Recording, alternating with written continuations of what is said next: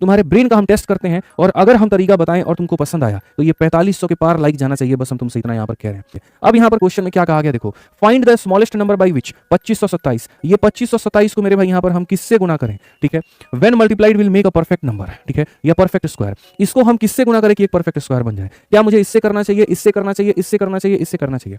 अब जो basic approach होता है वो क्या होता है कि हम इसका फैक्टराइजेशन करते हैं, और फैक्टराइजेशन करने के बाद में हम महसूस करते हैं कि यहाँ पर कौन सा ऐसा फैक्टर है जो अधूरा रह गया है, फिर हम उसका जोड़ा बनाते हैं। लेकिन मैं आपको मेरे भाई यहाँ पर इस बात को समझाता हूँ, इस क्वेश्चन को ऐसे नहीं करना। मान लीजिए आप इसको मल्टीप्लाई करके जो भी संख्या लेकर के आओगे तो उसका जो यूनिट डिजिट होगा वो 2 नहीं हो सकता है, वो कभी 3 नहीं हो सकता है, वो कभी 7 नहीं हो सकता है, वो कभी 8 नहीं हो सकता है।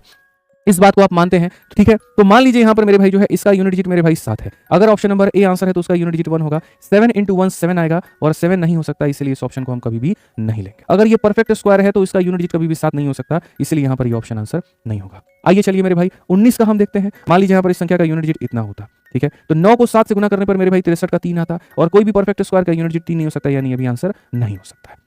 अब मैटर फंस गया किसके अंदर में, 15 के अंदर में और 7 के अंदर में। इसमें भी मेरे भाई यहाँ पर 7 × 7 49 आएगा, 9 यहाँ नहीं है, कोई दिक्कत नहीं, हो सकता है। 5 × 7 35, 5 आएगा, हो सकता है। यानी बात इस पर भी बन सकती है, बात इस पर भी बन सकती है। अब मानो अगर तुम इसके अंदर में 15 का गुना करते हो तो परफेक्ट स्क्वायर बनेगा।